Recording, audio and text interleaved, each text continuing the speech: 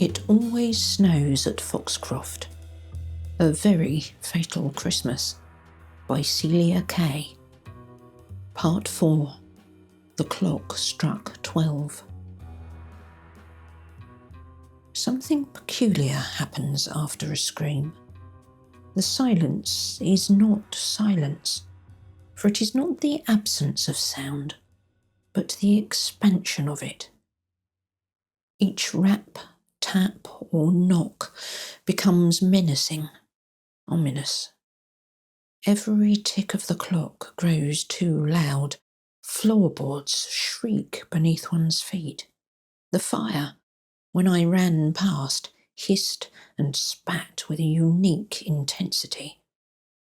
Even one's own heartbeat assaults the ear. Somehow, the cry hung in the air, a signpost to something dark and foul. I followed it to the guest wing, heart pounding, mouth already dry. It was Beatrice Lawton who had screamed. Unlike me, wrapped in dressing gown and pyjamas, she was still dressed, and her face was white beneath her makeup. She trembled from head to toe, and I remember watching her fingers as they dug into the doorframe.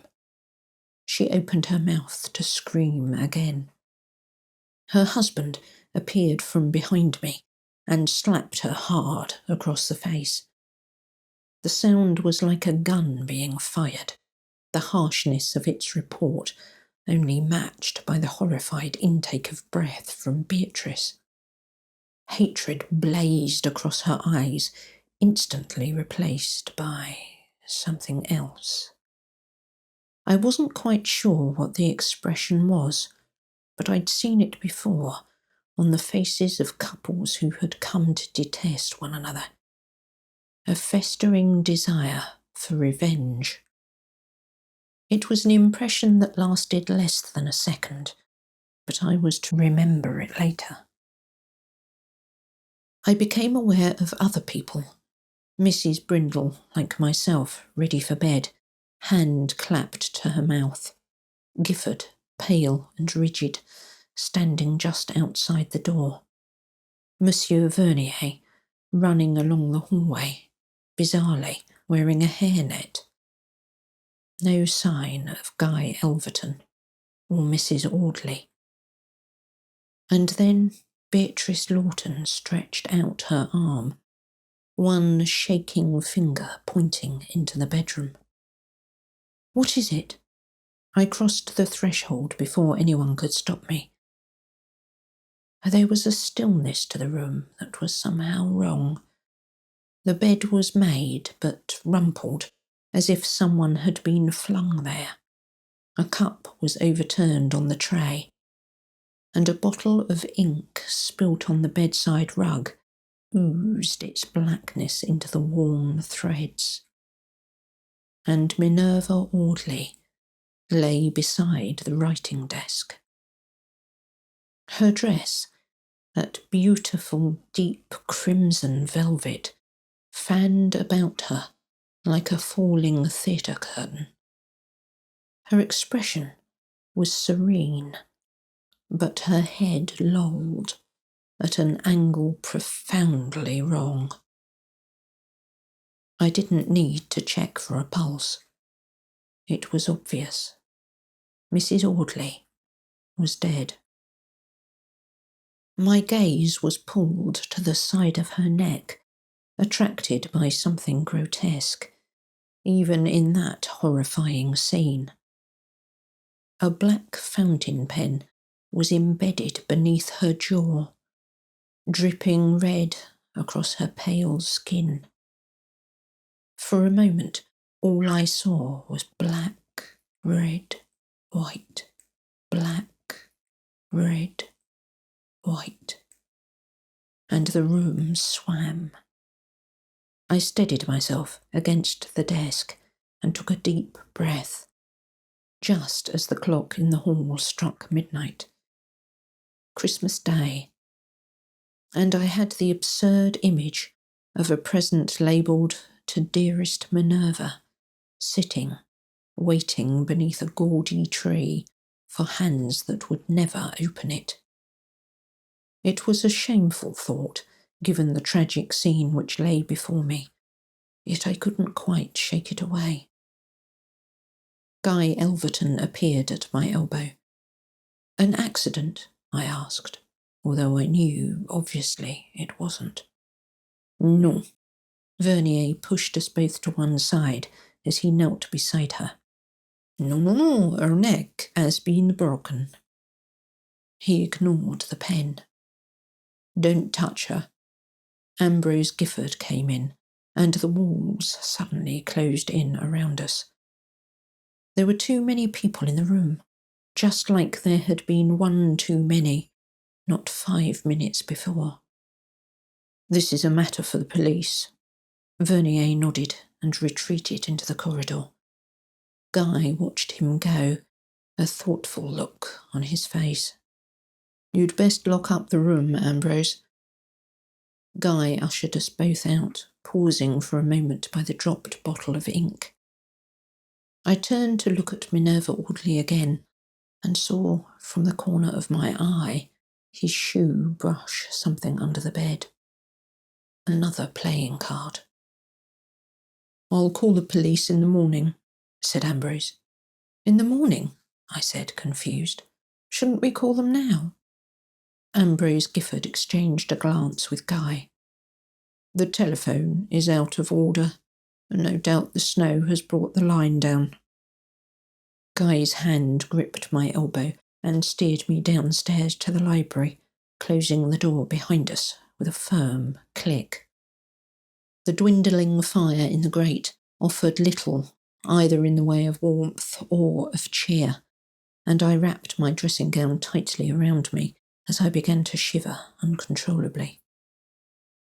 The Christmas tree, smaller than the one in the drawing room, was covered in fairy lights, the gaudy colours horribly inappropriate, their lack of manners only matched by the ridiculous fairy lurching drunkenly at its apex.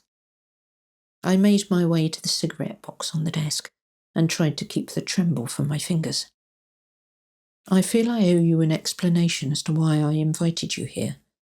He took hold of my shaking hand with cool fingers and lit my cigarette. "Somewhat."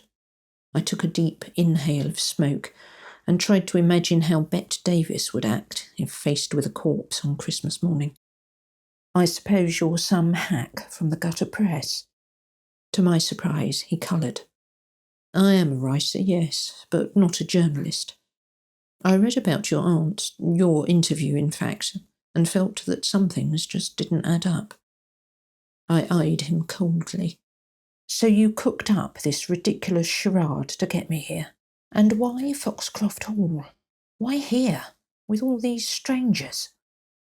He motioned me towards the sofa closest to the fire. I ignored him and instead busied myself with the fire, aware that the poker in my hand wasn't just for rearranging logs. He poured us both a brandy. "Your aunt worked here during the war." "Here? I'm afraid you're mistaken, Mr. Elverton. She was at Bletchley." "Early on, yes, but shortly before she was—" He paused as he tried to gauge my reaction to his words. "Before she was arrested. She was seconded here. It was an offshoot of Bletchley, more interested in locals than the Germans." "Locals? Do you mean subversives and spies?" "Perhaps." My mind raced back to something Minerva Audley had insinuated over dinner. "Did Gifford run it, or is he in on the joke like all your other friends?" "They aren't my friends. I'd never met any of them, not even Gifford before the other night. He had no idea why I hired Foxcroft Hall." So Gifford had lied when he said Elverton was his cousin. Embarrassed, perhaps, at having to hire out his ancestral home for Christmas. But had anyone told the truth since I'd arrived? I paused in my poking of the fire. "Then Who are all these people? People that were connected to your aunt. But none of them admitted to that when I mentioned her name. When was this? The first night. Of course, you hadn't arrived at that point. None of them claimed to know her, not even in passing. No, I assumed they were being polite. All of them knew her. I sank onto the sofa, suddenly unsure of what this meant. I wasn't in a house full of strangers at all. They must have all known exactly who I was. Somehow, that was worse. Even Mrs. Brindle and Sims were here in the war. Guy topped up my brandy, and I swigged it back, barely noticing its heat in my throat. But how does this tie in with Minerva Audley's death? I couldn't bring myself to say murder, although we both knew that's what it was. Guy took something from the inside pocket of his jacket, a playing card. He flicked it round so the front faced me. It was the 3 of clubs, and scrawled across the centre were the words, I know. You had one too. Mine was the Queen of Spades, and I found another in my room. There was one by Audley's bed. I suspect she wrote them. I nodded slowly. When I realised there was more than one, I suspected someone had been fishing. It makes perfect sense that it was Minerva Audley. I thought back to the half-smiles and none too subtle hints throughout the last few days. She had a knack for uncovering secrets and a taste for whispering them at just the wrong moment, he said, and I imagined the line on the back of a cheap paperback novel. Whether she ever genuinely knew anything, we'll probably never know. But her fishing expedition during the card game obviously touched a nerve with someone.